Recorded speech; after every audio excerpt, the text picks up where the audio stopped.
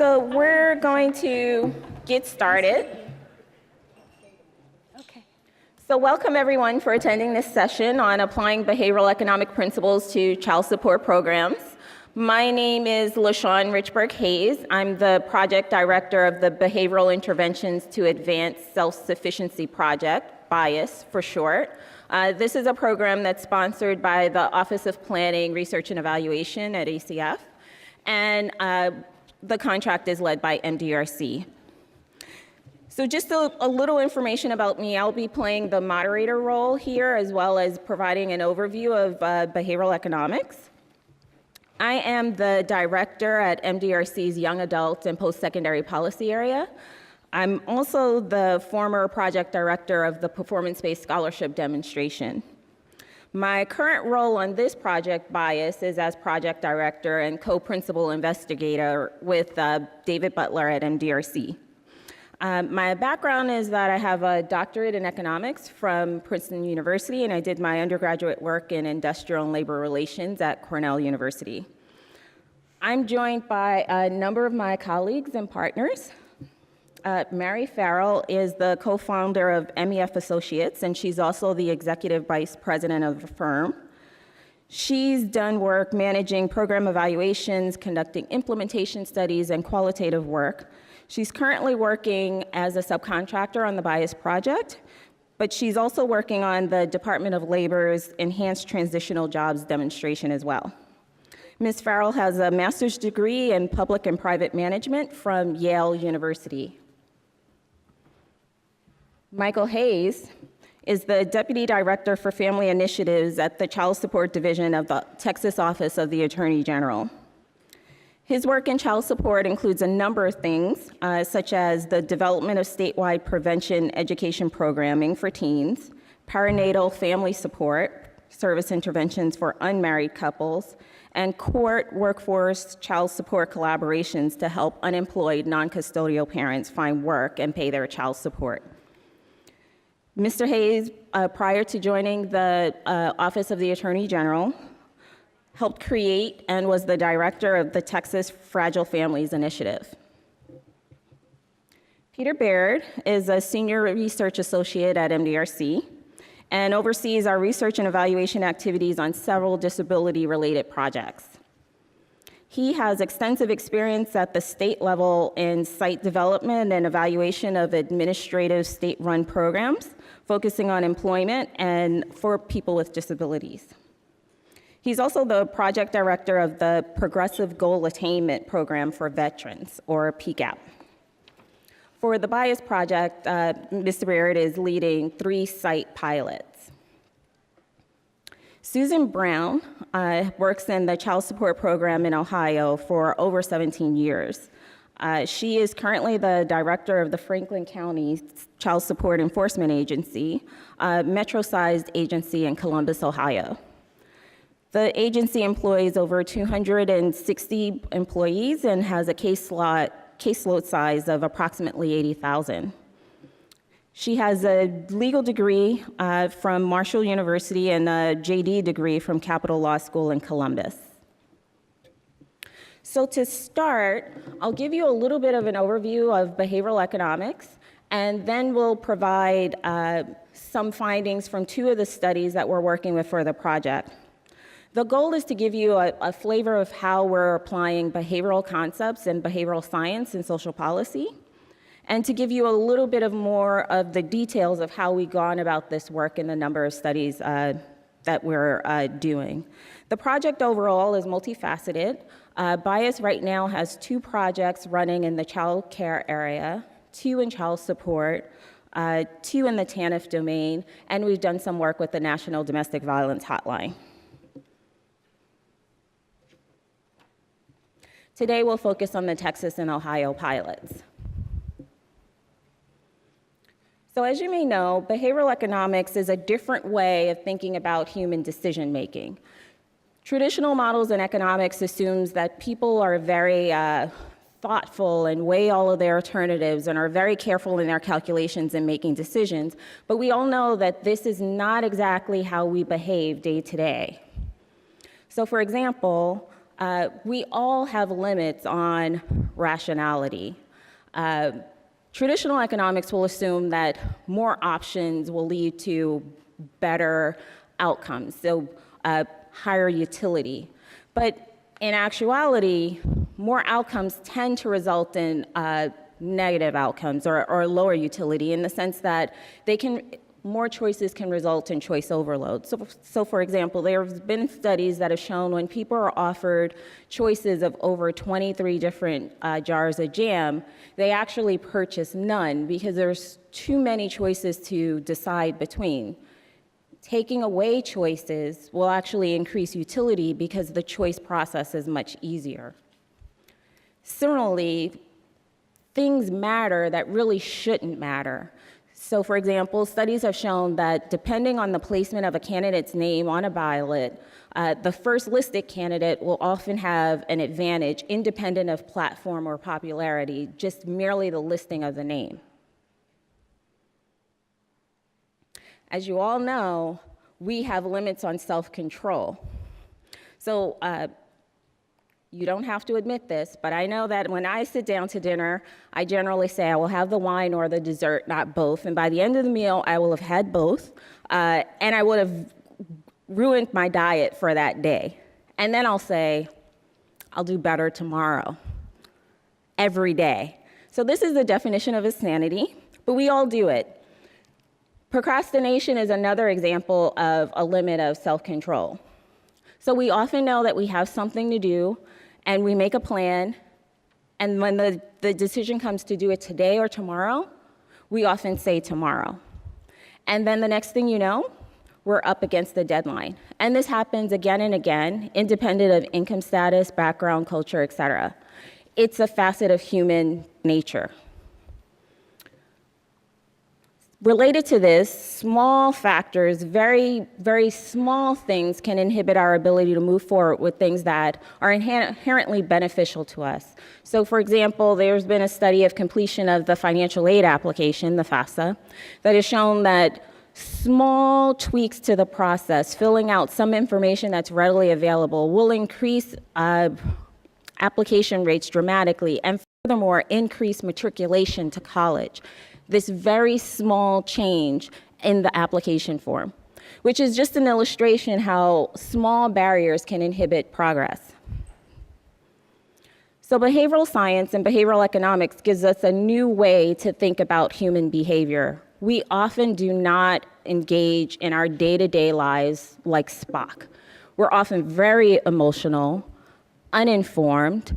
We often have problems with self-control, and we can't take a lot of options in terms of our decision making because it causes cognitive overload. And we often have devices and such as our smartphones and other mechanisms to help us with this complexity. In contrast, behavioral science recognizes these limitations. We often engage in our day-to-day lives more like Homer than Spock. So the Behavioral Interventions to Advance Self-Sufficiency project is an effort to take these concepts and apply it to human services programs. So we're investigating bottlenecks, problems, issues that commonly arise in human services programs using a methodology called behavioral diagnosis and design. Our goal is to develop quick, inexpensive changes based on behavioral science and test them in a rigorous way using randomized controlled trials. So the behavioral diagnosis and design process was developed by our early partner, Ideas 42, and adapted for the BIAS project. It consists of mainly 4 stages that results in a very systematic look at a problem and the context in which that problem exists. The first stage is defining the problem, and this is really important, and as you'll see in each of the pilots, we have a very straightforward definition of the problem that does not involve an inherent solution. And this is really important to remember because many problems, as you think of your problem and you define it, we often fall into the pitfall of embedding a solution in it. So for example, if we're looking to increase applications to our child support program, we may often say, how do we increase traffic to our website?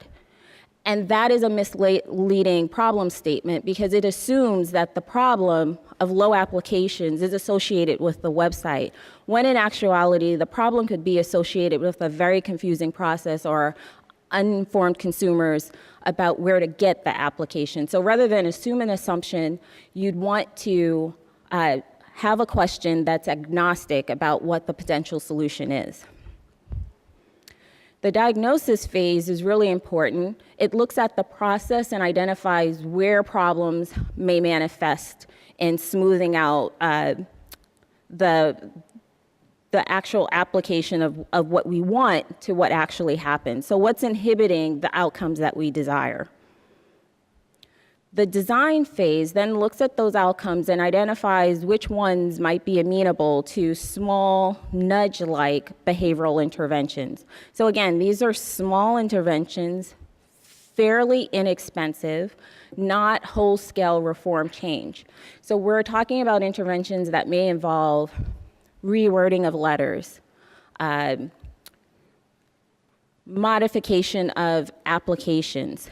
So things that are relatively inexpensive. And you'll see a few examples in our Texas and Ohio pilots in a moment. And then, as I mentioned, we're testing all of these interventions against the status quo, what would have happened in the absence of these small modifications, using experimental trials. So with that, I'll turn it over to my colleagues to talk about the Texas pilot, which is geared to help non-custodial incarcerated parents increase their applications for child support order modifications.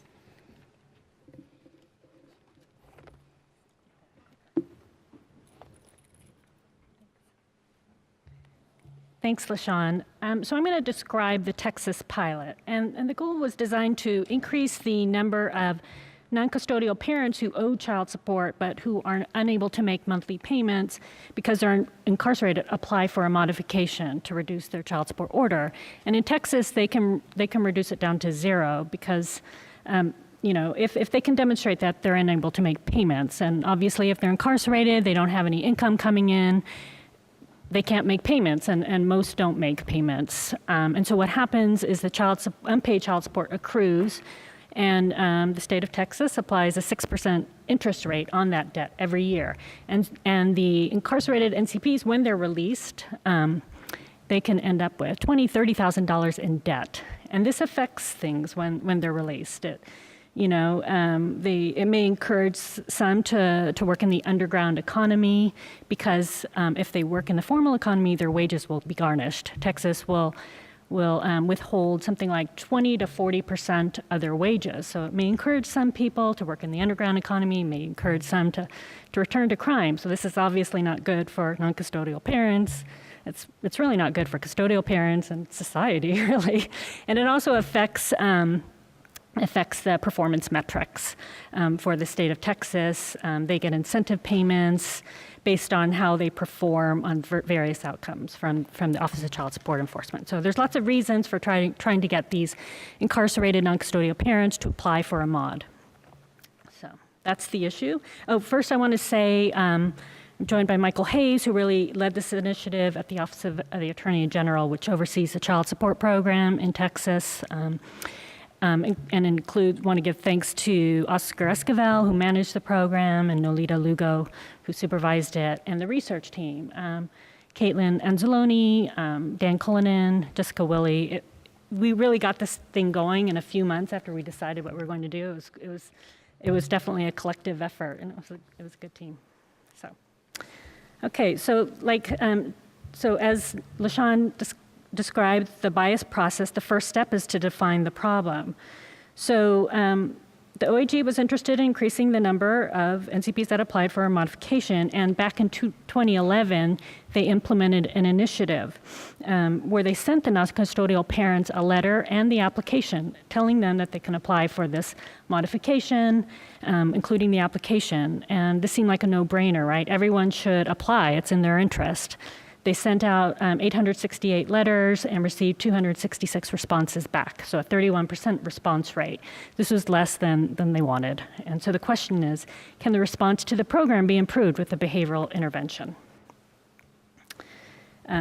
So this shows the various steps in the process. I don't know whether you can all see that. It's where we diagnose the program bottlenecks and some of the behavioral reasons for those bottlenecks. So this first step, and we're really going back to this 2011 initiative that continues to this day. But the OAG sends the materials to the non-custodial parent, but going back, what are some issues? Some may not have received the letter. They may have been released from prison, they may have moved to another facility, and the mail wasn't forwarded. So this is more of a structural bottleneck, and the OAG kind of solved this later by getting more current address information.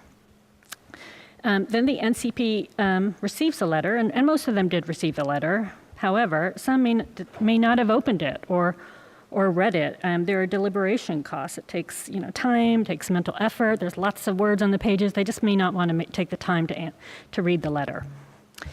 The next step, they have to open and they have to read the letter, right? And after that, they may not understand it. There's a cognitive load involved. It was written at the 11th grade reading level. But it described a process that was very complicated. I remember reading the letter and looking at the process, and I had a hard time understanding it. So I always wondered, well, how could they? There are lots of steps involved. Let's say some of them do understand it, and they understand basically what they need to do.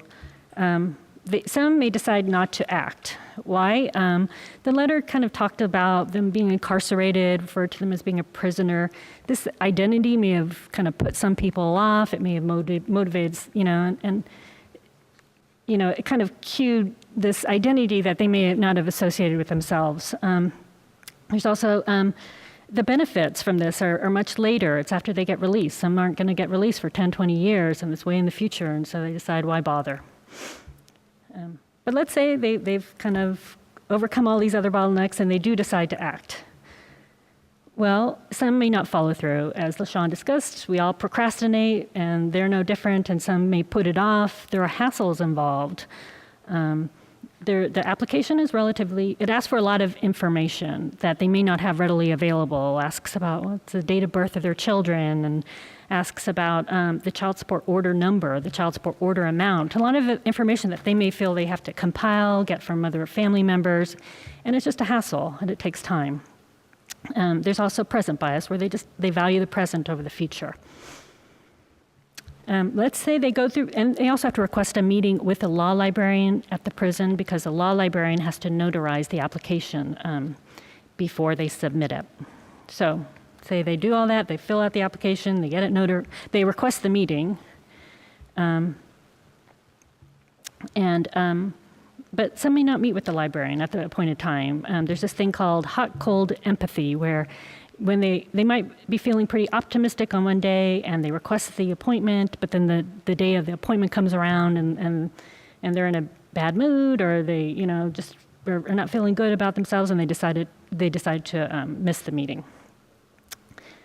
So that's another place where people could fall off.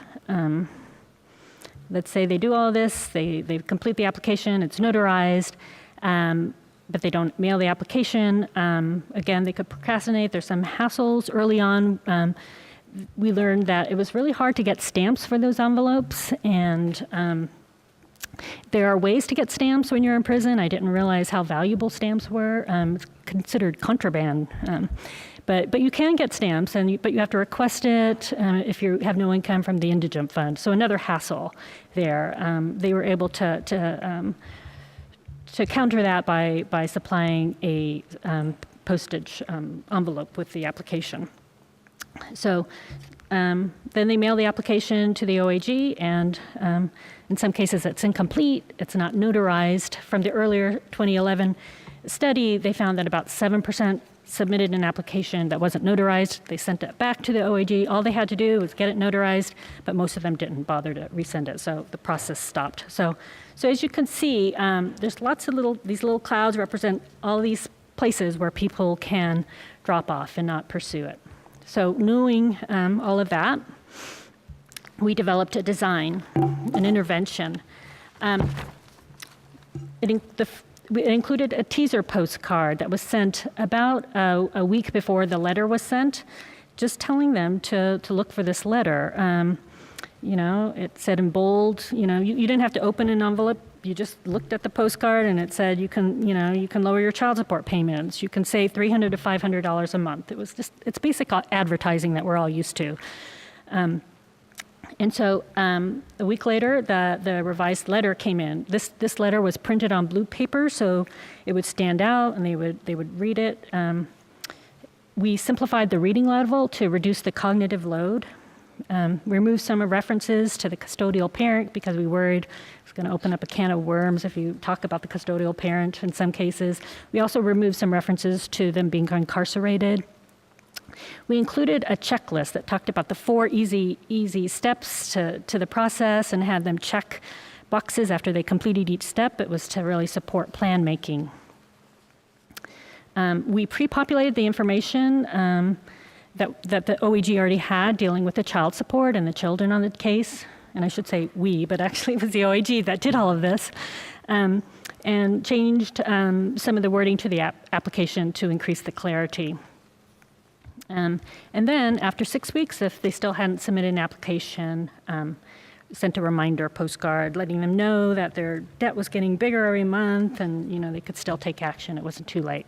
So this was kind of a bundled intervention that we wanted to test against the status quo, which was the regular letter and the unrevised application. So we tested this in some of the regions that hadn't yet received letters. This was Abilene, Corpus Christi, Houston, Laredo, Lubbock, Paris, San Angelo, and Tyler. So it included a mix of large cities and some rural areas. We developed a list of about 1,900 individuals who are eligible. They were incarcerated and had at least 1 year left in their sentence. And then we just simply randomly assigned the list to the program group and the control group. We did stratify by prison because we worried a little bit that there might be different processes in the different facilities, and it turns out that they're staying in 105 different facilities. So the program group, again, received the revised outreach, and the control group received the standard letter and the application. Very simple test, the findings. So it was a low-cost effort, only about $2 a person. That was primarily the cost of the stamps and the printing of the postcards. But this very low-cost, simple little intervention where all we did was pretty much tweak the message, pre-filled parts of the application, sent a couple of postcards. It did have an impact. Increased the percentage that submitted complete applications by 11 percentage points. So this kind of demonstrates that a relatively simple little intervention that can be implemented fairly quickly can have statistically significant impacts. So now I'm going to turn it over to Michael, and he can have any parting words on that, as well as talk about some other child support issues that. Great. Thank you, Mary. Good morning, everybody. So this was a very helpful experience for us. We had taken definitely the Spockian approach to trying to get these modifications done. We said, well, it's common sense, right? You send a letter to somebody who's in prison, their child support meter is running. You send a letter that says, wouldn't you like to, lower your child support or maybe even have it reduced to zero? The rational person would fill that paper out, send it back in, right? Now, I have a little bit of a confession here. I'm more like a Homer than I am a Spock. And this is really highlighted when you bring donuts to my office. I'm very much like Homer when there are donuts there. In fact, we've had to apply a behavioral economics approach to me controlling my donut intake, and that is there's a very famous behavioral economics model where there's an alarm clock that when you hit the snooze button, if you don't want to hit the snooze button, it automatically donates to a political charity that you absolutely hate. And so for me, if I eat more than one donut, I have to make a donation to the NRA. And so that's been the way I've cut down on my donut intake. Well, if I'm a Homer, the guys who are in prison are going to be more like Homers than they are Spock as well. So this was was a really helpful experience for us to look at the whole bottlenecks chart and go, oh, hadn't thought about that, and oh, hadn't really thought about that or that one. And so it was really instructive for us, And while we had been doing this on a very small scale, we were testing it because we were considering broadening the scale, because we have more than 27,000 parents with child support obligations who are in a Texas prison at any given moment. So it's, our 800 letter test was a very small test initially, and we really expanded it with this. The arrears that they have on the books are about $500 million. So we're talking about real money, and they accrue over $5 million in child support debt every month. So we're talking about real money here. Now, is the increase using the behavioral nudges to get almost 40% to return the letters enough? And that was an interesting question that was posed to me by Earl Johnson, the director of OFA, this morning when we were outside kind of chatting. And I would say, no, it's not. If you really want to solve this problem, you need to use another behavioral approach, and that is a default approach. And that would be anybody that's going into prison who has a child support obligation. Their child support automatically be downwardly modified based upon their ability to pay. And in due process, you would give the other parent a chance to object to that if they could show that there was some income. But really, for this to be kind of a sweeping population-based approach, you would need to apply a different kind of, I think, behavioral economics tool, and that would be the default approach. So. And it's also, one of the things that was highlighted for us on this was that there's some behavioral economics research that indicates that the threat of loss is about twice as powerful as the promise of a potential gain. And we had been posing this as, oh, you'll get to save money by lowering it. We had been promising this potential gain. And as you pointed out, Mary, that potential gain is off in the future, quite a ways for many people. And so for us to reframe the letter to say, if you don't do this, you're going to owe $500 more in a month. And the next month it's going to be $1,000. And the next month it's going to be this. So this loss builds up, trying to build some urgency.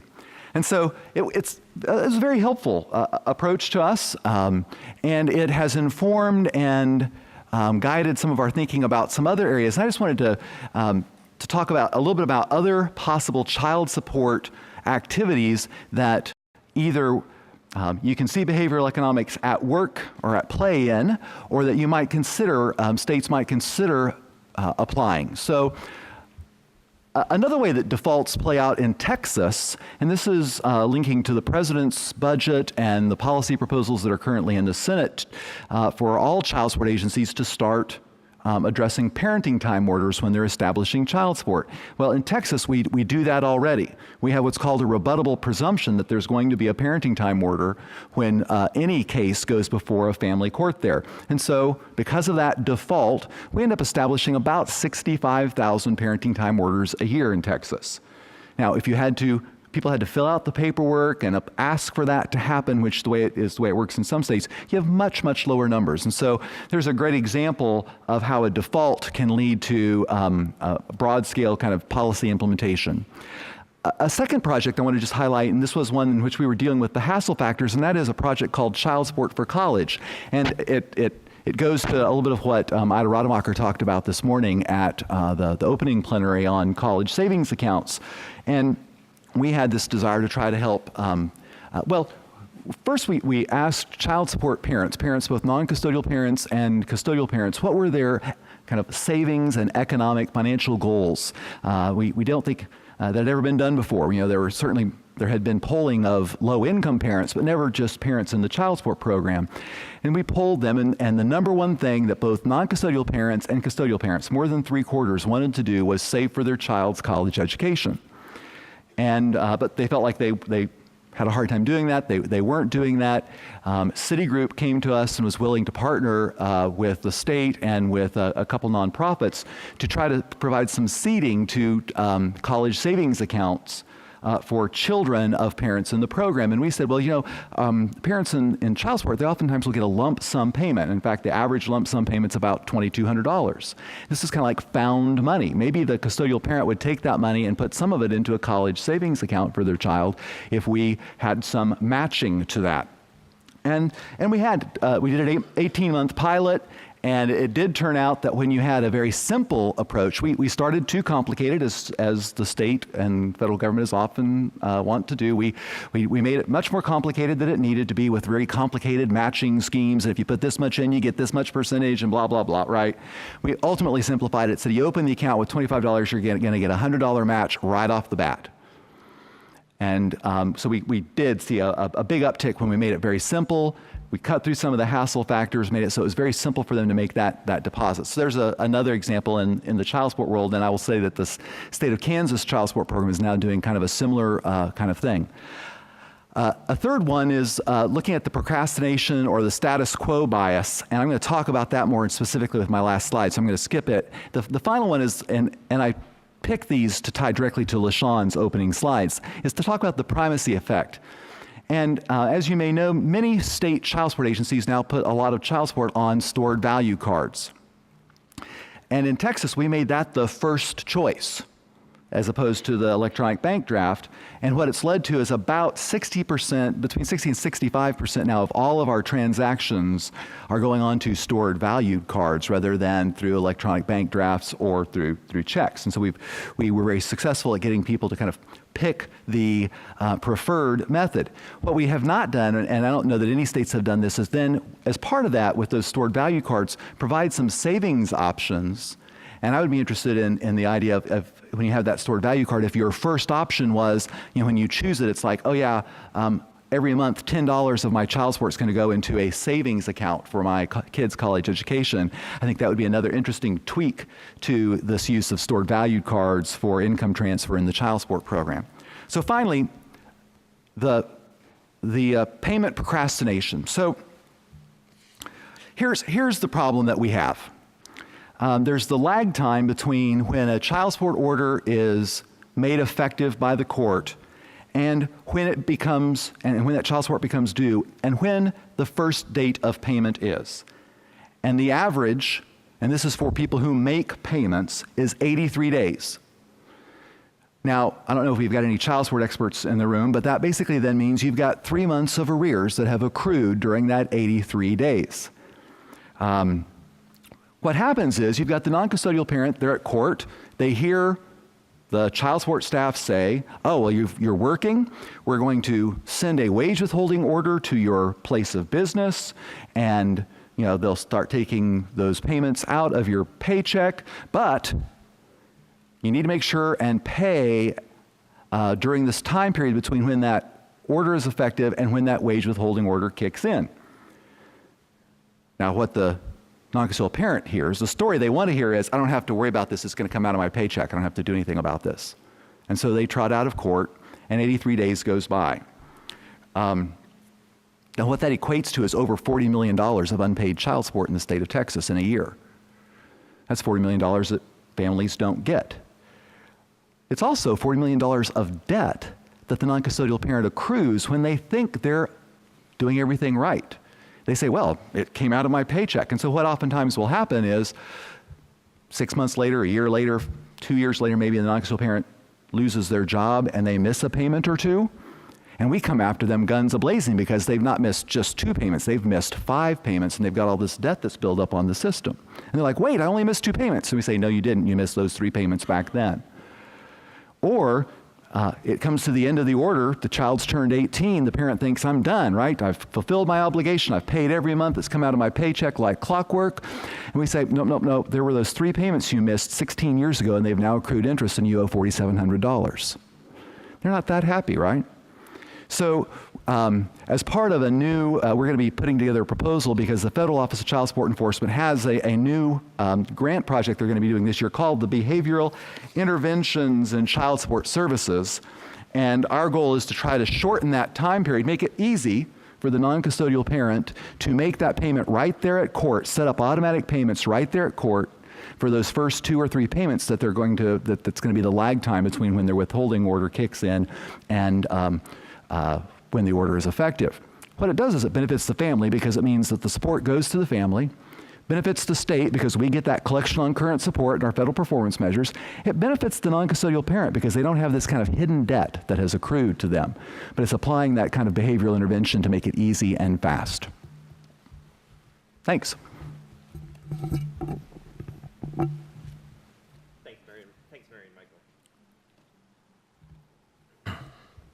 me now?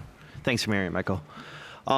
I'll start by saying that this project's been very interesting to me in a lot of ways. I have a long history, as Lashawn said, working for state government, running programs. And I think we always knew that clients or customers' understandings were very important, but we never knew how to deal with them. And I've learned through this project, following on Michael's comments, that I am much more of a Homerian than a Spockian. And this has influenced both my professional life, and now that almost every project we do now, we're starting to think in terms of how are the people we're trying to serve understanding this program, and I think it's helping us improve our program. It's also, I think it's helped in my personal life. I have a parent of 2 boys, and one's a teenager. And I quickly realized sometimes that maybe he just isn't acting rational, or his definition of rationality is quite different from mine, and things like that. It provides a lot of tools. I think this project's really neat that way. I want to thank Susan Brown for being here. She's director of Franklin County, Ohio Child Support Program. She's been a great partner, as has her staff. It's been one of the stronger relationships I feel like I've had with a site in quite a while. And Franklin County is where Columbus is, so it's the capital is located in that county. And also, we have a really strong team internally with Lee Reardon, Dan Cullinan's our impact analyst, and Drew McDermott is our research assistant, and they've all been really integral to getting this project going. Oh, I should have changed already. Sorry. I'm going to start. Lashawn had laid out the plan for. We define the problem, and then we diagnose, design, and test. So we'll go through the same structure here.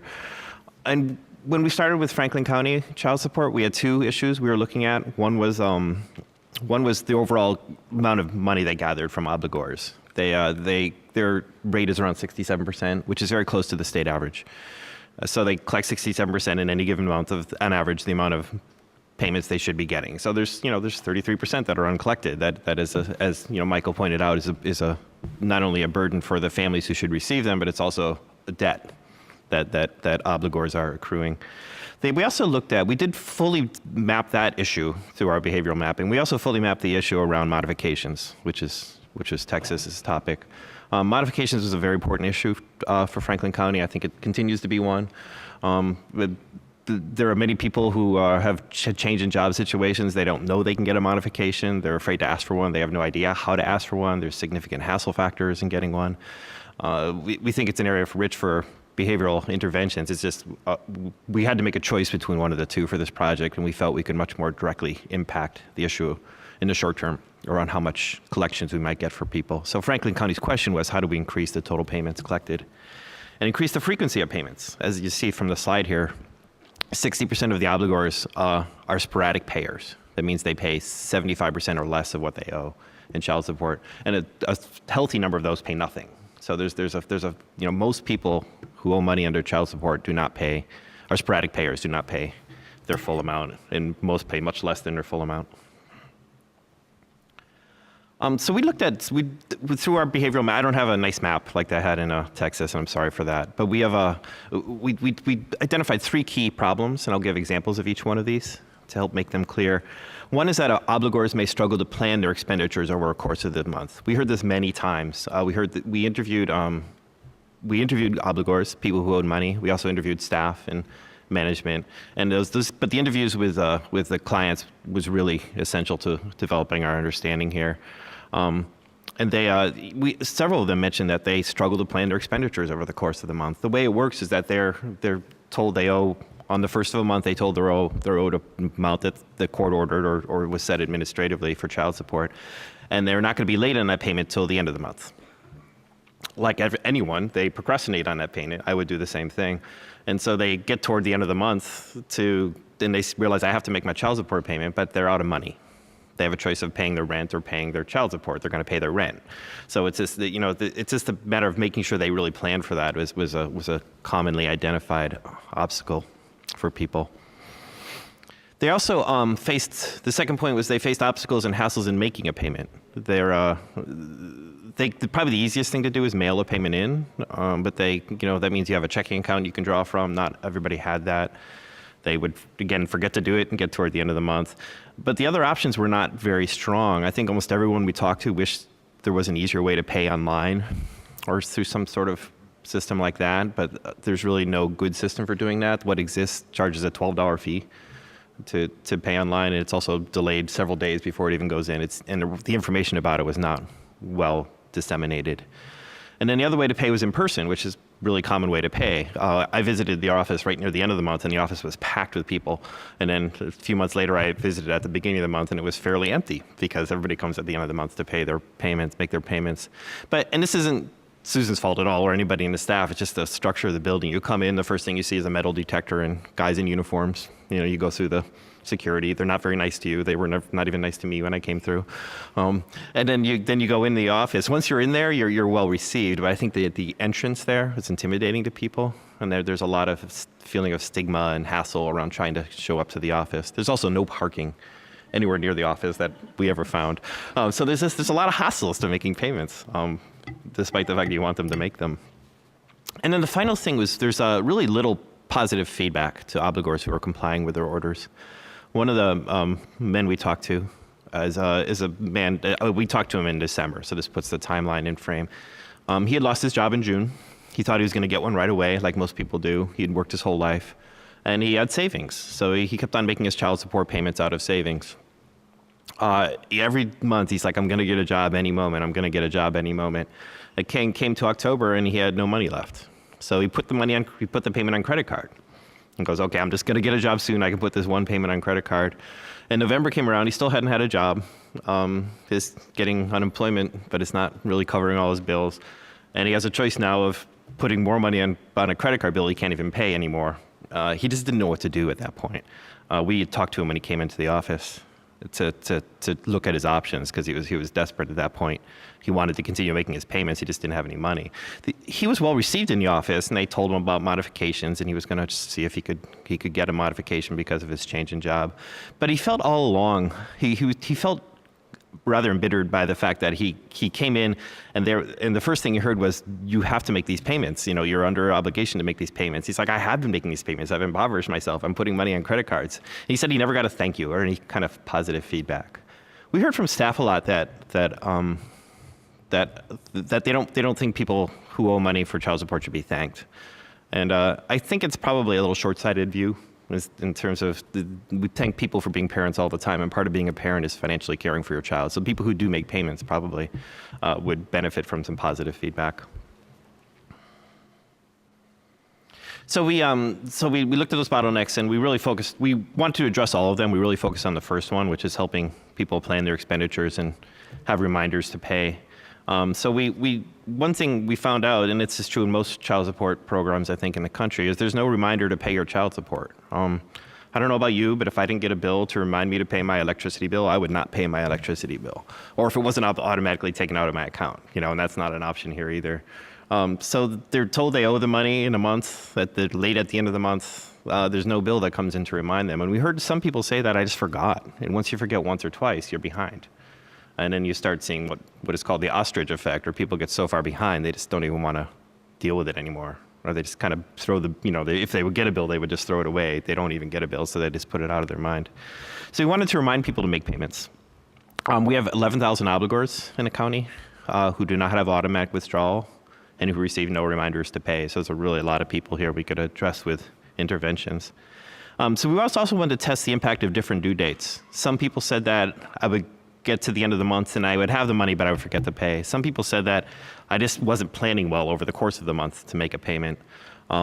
So we wanted to test what happens when you remind people earlier in the month to make the payment and say, you have this payment due soon, let's set a date somewhere in the middle of the month so they are well before they're late, and see if they would better plan their month. For other people, we just want to give a reminder toward the end of the month saying, hey, don't forget to make this payment or you'll be late. So we wanted to look at a couple ways to test that. We heard from a lot of people that they wish they could get a text, or there's an app or something. Anybody under 35 wanted an app to make their child support payments, which makes a lot of sense. Such an app does not exist. But they wanted to find some other ways to remind people. So for a certain number in the study, we are doing a robocall. I think doctors' offices have shown that having a robocall, you have a doctor's appointment in 3 or 4 days, they're very effective. They might be a little annoying, but they do help people get into their doctor's appointments. We wanted to test the effect of a robocall here. So some people who got a reminder and some people who didn't get a reminder got a robocall reminding them to make their payment. In all cases, there's a thank you. We always say thank you for supporting your child. It's on the robocall and in the message. We try to make it clearer some of the options that people have to make a payment, so we reduce some of the perceived obstacles they have in making a payment. So we tried to address all the issues, but the main one was this reminding people to make the payment. So because we had 11,000 people, from a research perspective, that's great. You have a lot of sample, so we could really test it in a lot of different ways. We came up with a 6-part design. I'll quickly step through this. Basically, there's going to be some people who get a notice, but they get, if you look at the left column, they get some notice on an early date, and some people get a notice on a later date. We want to test the 2 different dates. And some people get no notice. That's our control group. And we also want to test the calls. So half the people who get an early notice get a call, and the other half don't. Half the people who get a later notice get a call, and half don't. And then half the people who get no notice also get no call. So that's ultimately our control group. That is the existing group. In all cases, the intervention group, when they got a reminder, it came with the prepaid postage, with a pre-addressed envelope. We felt this is important. We know from just other studies that having a prepaid envelope makes it much more likely you're going to drop it in the mail. And we also did the reminder calls 5 days before the scheduled listed due date on the reminder. Again, we were just trying to give people some heads up right before it comes. So I think Susan's going to talk about, we don't have findings yet. We're about a matter of a few weeks away from having findings on this project. We're a few months behind. So it's unfortunate we can't share findings right now, but I think Susan has a lot of information to share on her kind of perspectives on the program. Good morning. What I'm going to talk about, I guess, is the practical application of this pilot project. But prior to that, as Lashawn mentioned, I've been in the child support program now for 17 years, and I've seen it evolve from the very traditional punitive approaches to now, since Vicki Turetsky became the federal commissioner of child support, I think she's done more for this program than any other federal commissioner as far as moving it towards family-centered philosophies, family-centered programming. And this pilot project and what we've learned through BIAS has been incredibly interesting for Franklin County and fits very well into the family-centered programming that we're trying to adopt. We found in Ohio, and specifically in Franklin County, that we do very well with 67% of our families. However, that other 35%, 40% do not respond well to the traditional enforcement methods.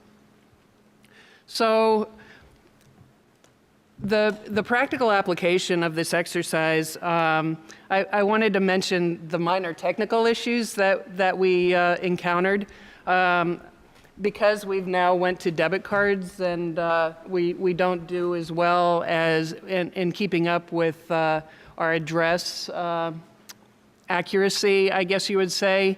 We found that in these 11,000 letters that we sent out over the series of steps, we found many bad addresses. We also, through our robocalls, found phone number inaccuracies because after a period of time, phone numbers are assigned to other individuals. So we had our county operator for some time was inundated with calls from senior citizens saying that I don't have a child support obligation, and why are you calling me?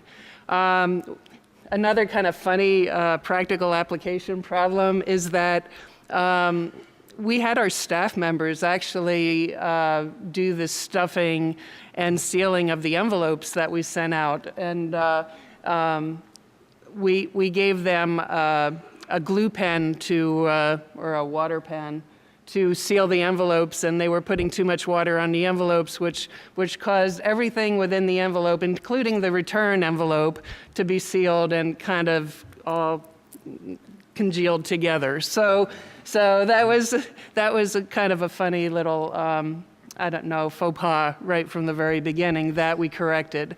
Apart from the funny little things, we did find that the staff participating in the pilot project, it instilled a camaraderie in them they began to understand why we were doing this, what the benefit is in learning how to communicate differently with your clients, how to communicate with them on a different level and through their belief systems. So just the fact that they were participating in this project had a lot of benefit for our agency in the buy-in of the new philosophies and the family-centered philosophies. Also, the contact with the clients through the mailings and through the robocalls, not only did it remind them of their child support payments, but it also brought more information back to the agency about their status. For example, we found many of our clients were now on medical disability status.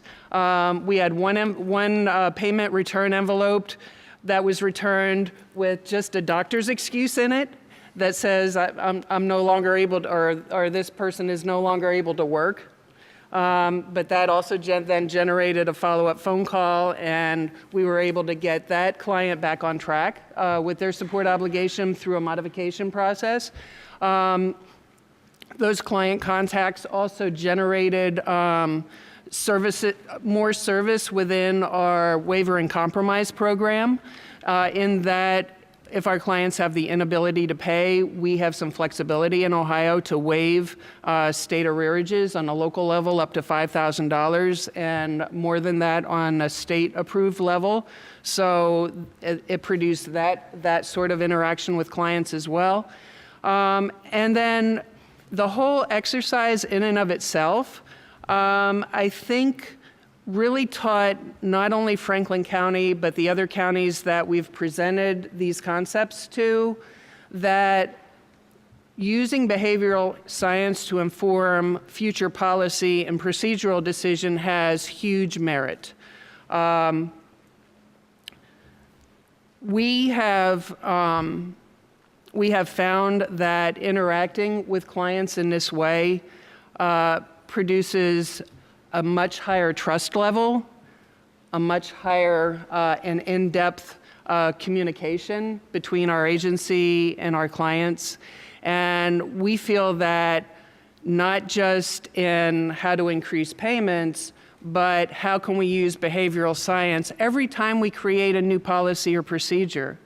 We can use behavioral mapping in that process in order to yield better results with our clients, in order for them to be more accepting of the services that will provide benefits to their families. Okay, so I need to move it along here a little bit. So, as a result of the pilot project in Franklin County, MDRC and Peter and his team are looking to serve other locations in Ohio so that we have a little bit different mix of demographics. We could also use the resources that other counties are using, such as mobile apps and other social media outlets in order to send reminders of payments. And like I said, other counties have a vast array of resources that perhaps Franklin County doesn't have. But all in all, ever since I went to the practicum back in 2012, I've been incredibly interested in the use of behavioral science in our programming. And like the others have mentioned, it's a very low-cost, efficient way to change the behavior of our clients, and that's very important to us in a time where our resources are so limited and our staffing levels have decreased to the level that they have. So any type of intervention such as this that is going to help our clients increase their payments, it's a good business decision, and it's a good decision for our families in Franklin County. Thank you.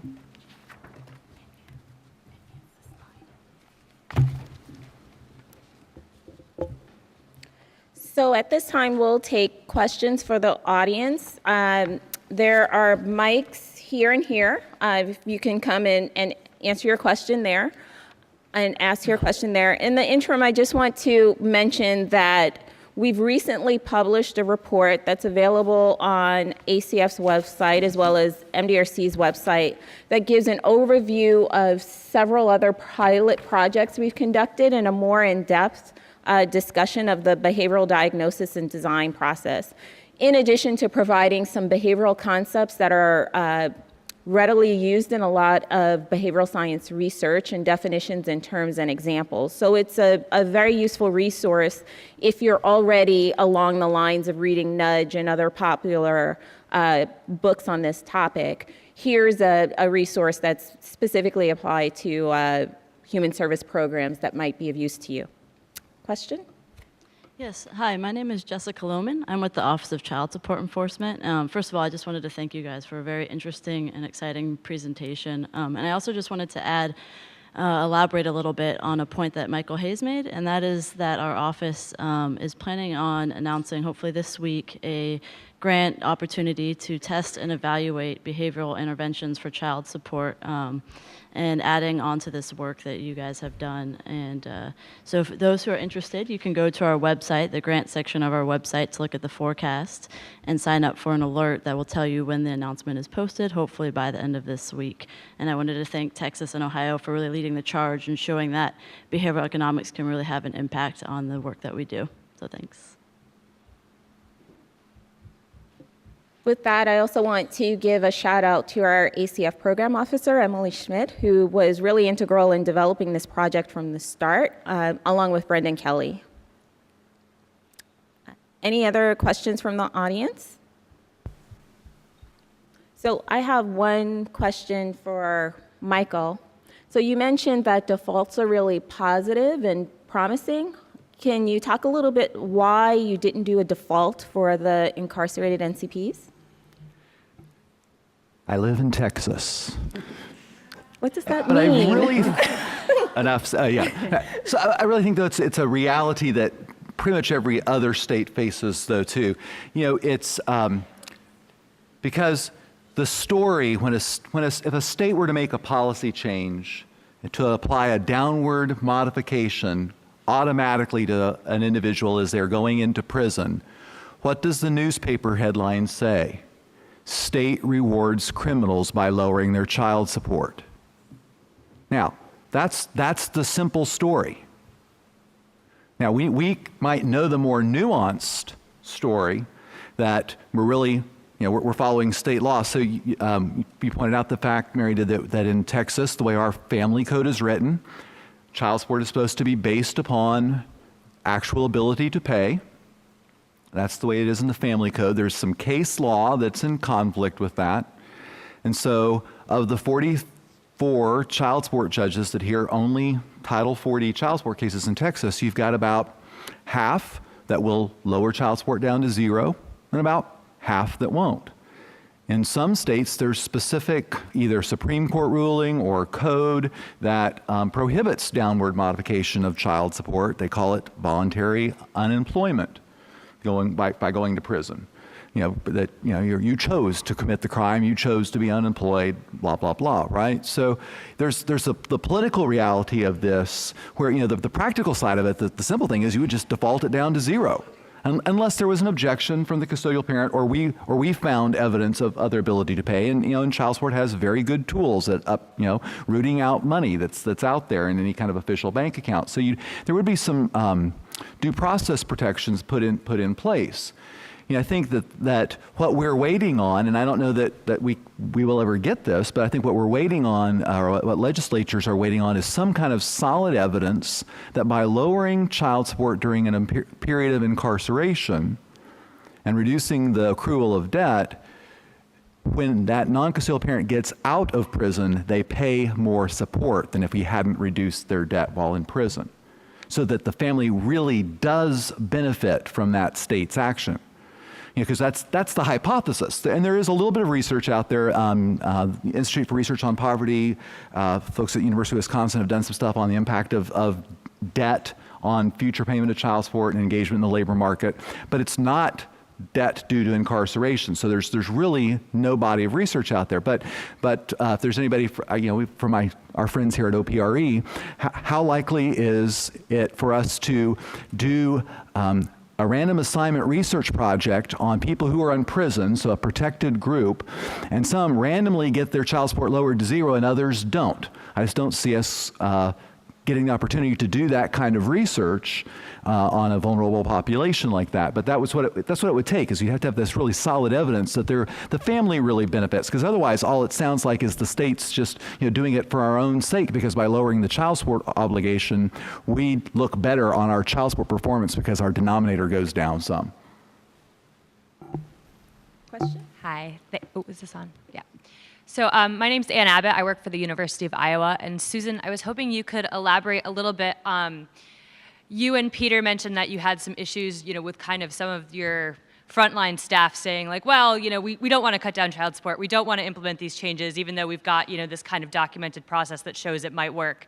You kind of deal with these organizational change issues where your employees just don't want to do what you're asking them to do. And I was wondering if you could elaborate a little bit more on how some of these behavioral interventions that you're talking about might be affected by workforce cultures or, even other agencies. Different states have different cultures within different agencies, and how that might affect your projects and outcomes.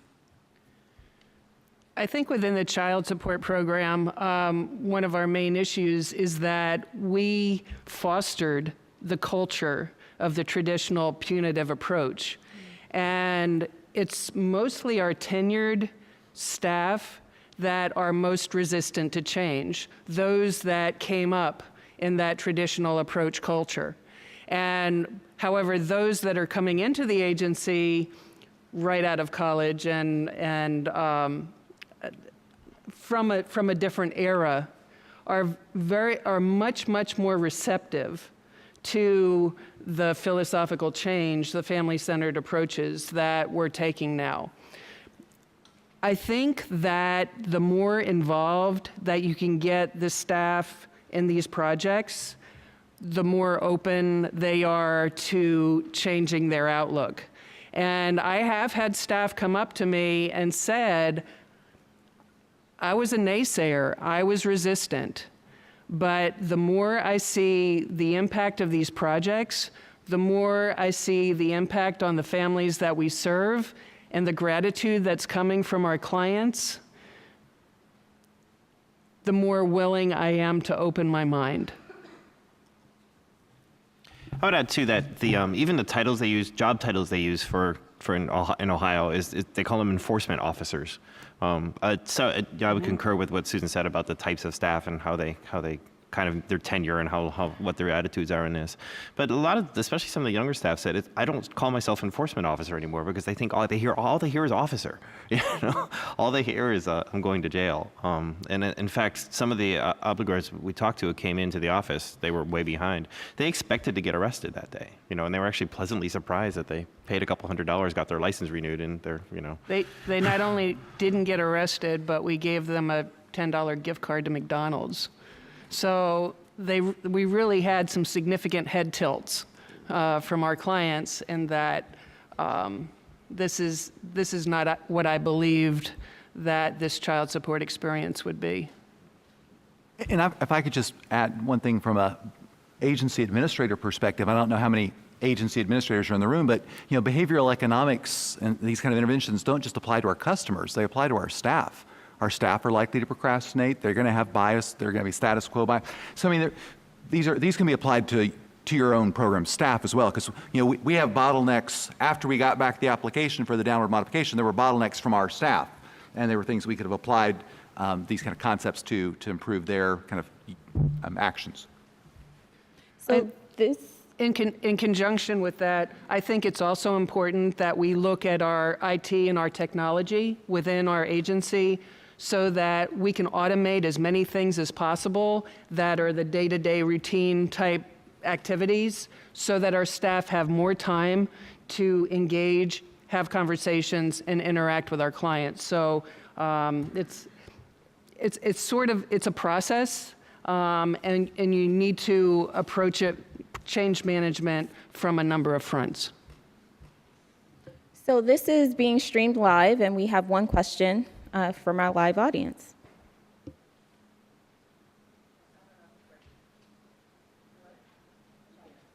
I'll ask and if you can repeat it. So we have a couple questions. This one is a two-part question.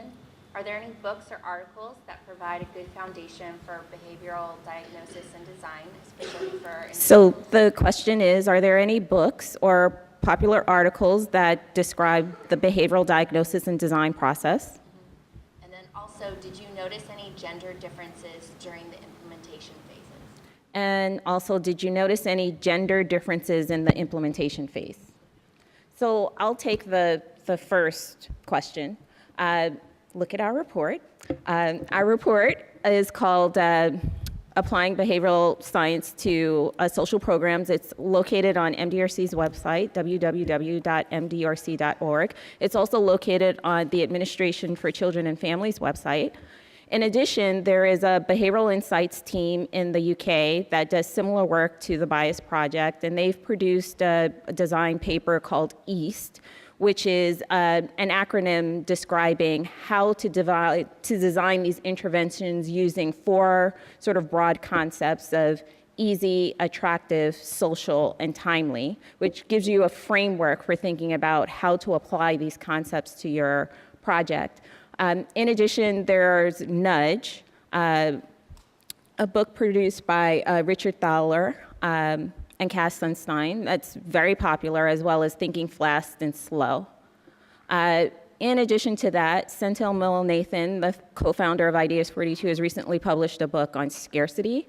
Eldar Shafir, who's also one of the founders of Ideas 42, has published a book on public economics and the application of behavioral science that talks about a lot of social programs from the perspective of various fields, such as law, psychology, education, et cetera, which is a really nice overview. So does anyone want to talk about gender differences, if any were noticed? In the Texas experiment, over 95% were male, so we did not look at gender. A similar answer. I don't know the exact percentage, but it was most of the obligors are male.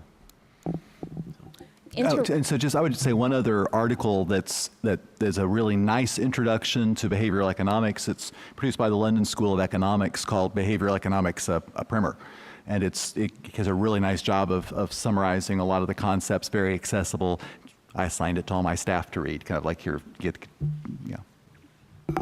Nice. Any other suggestions on readings? Well, I think in terms of readings, they're looking for practical advice of how to use this model. But I think one of the key challenges is when you define the problem, not to assume the answer in the definition. Right. This is something I had to learn. I found out I often do that, and I think a lot of us do. We assume an answer very much in when we state the problem. You want to try to state the problem as neutrally as possible, and then really take an objective look at the process. You know, when I first did the process mapping, it was a lot of work.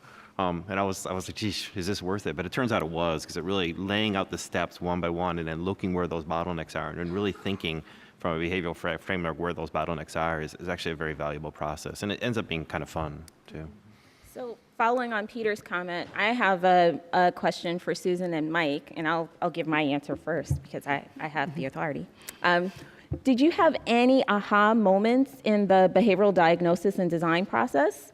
I had aha moments for both of these pilots sort of being separated from the work that Peter and Mary was leading. For Texas, my aha moment was realizing that the initial status quo letters were going out with the Texas Office of the Attorney General as the return address, the same entity that was responsible for the incarceration. And to me, that was, yeah, I wouldn't open that either. And for Ohio, my aha moment was the lack of an invoice saying that I owed this thing, because like Peter, if it's not on my calendar, not on my radar, it does not exist. And so I was just sort of, oh, that makes a lot of sense. Did both of you have aha moments? In Ohio, the payment notices that are sent out by Child Support Payment Central, which is the central processing center in Ohio, which our clients really don't have any affiliation with, never heard of, until they get that payment invoice letter. So it's an agency they're not even familiar with. Secondly, the letter that's sent out from Child Support Payment Central is your typical government bureaucratic letter that with very small font, very sort of high level, I don't know, messaging with words and phrases that clients probably don't understand. The payment notice that was sent out by our agency had our address, which isn't great either. You know, our clients aren't apt to open our mail either, but it's a little bit better. And it was in color. It was very simply stated. It had a major reduction of information, and it had a great big thank you for supporting your child. So I think that, you know, it just eliminating that all that static, all that bureaucracy was a major contributing factor in the success of the program. And we don't have the official results and findings of our study, but we had a look. We looked at the difference between our control group and our participant group, and we were seeing some $300,000 additional in payments coming in based on those mailings and reminder phone calls. I think for me, the biggest aha moment is just how powerful that cognitive limitation is, you know, because there was a certain amount of, this letter was pretty, you know, we thought it was fairly straightforward. It was like, well, wouldn't you like your child support lowered, you know? And, there are probably 10 things that you're worried about in surviving in a Texas prison, and getting your child support lowered is not on the top 10 list, right? And so just really recognizing that power of that cognitive limiting, you know, all the other kind of cognitive challenges that they had to deal with in prison, and how that just didn't give you space, the bandwidth to be able to fill out this paperwork. We have one more question. Okay. Why is the Bias Project focusing on letters and postcards in a world that is focusing more and more on email and text messages? Do you see the project/child support moving in this direction? That's a great question. One thing that my big aha moment was that companies, the ones that I pay all my bills to, my credit card bills and everything, I've gotten really good at using electronics to pay their bills. There's only, I think I write 2 checks a month now out of the many. Most of them are automatically withdrawn. That's great for me. It's just how the world is going to increasingly work. And we heard, as I said earlier, everybody we talked to under a certain age said, geez, I wish there was an app. I wish there was email reminders, things like that. The problem is state government isn't there yet. I think there's a lot of it is around confidentiality concerns. Like, we know that sending a postcard is a really effective way to get people's attention, but the last thing you need is a postcard that says, you owe your child support payment this month, that everybody can see, you know, that sort of thing. I mean, there's confidentiality. Often, for Ohio, we explored the idea of text messaging and emails. And you just don't have that information. So that's part of the problem. And even when you had a person's cell phone number, we said, well, let's just text them. But then we're like, well, wait a minute. What if we text them and they accrue charges because they don't have free texting, you know, and things like that. But the county, we're going to be expanding. We're going to be replicating in Cuyahoga County, which is Cleveland. And they have spent, over the last couple of years, they've gathered thousands and thousands of verified email addresses. So we're going to be utilizing that technology, I think, as part of the test there. Yeah, I think it's state governments trying to catch up. I mean, I know that, you know, we have a big system in Texas, and we just are starting to do some outbound messaging. But one of the processes was we had to get people to either opt in or opt out because of that potential of charge for that. So there are some restrictions placed upon, or whether they may be legal or just a policy decision a state may take that aren't in place for your doctor's office or your private business to use that kind of stuff. And that's why there's not an app that's been developed, is because, you know, the state doesn't develop apps.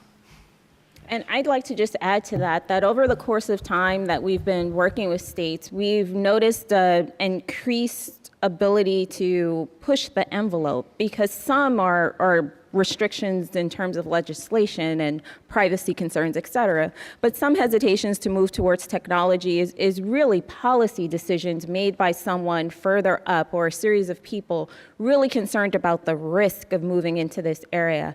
And as we started to talk about some of the bottlenecks and some of the ways that they can be addressed, and in some sites we've actually done iterations of interventions. So we started out with a pilot, collected some evidence and results, noticed a pattern, implemented a different intervention to address some things that we were seeing in the data. And we realized that after the first set of piloting and experimentation, some states have actually become less risk averse and more willing to sort of push the envelope and do different things like text messaging, et cetera. So I think it's a process, like Michael said.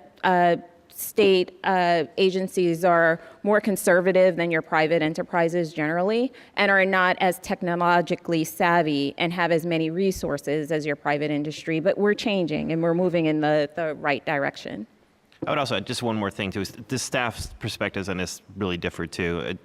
Again, I'm going to make it about age, but younger staff said, yeah, I always email my clients. It's a great way to communicate, things like that.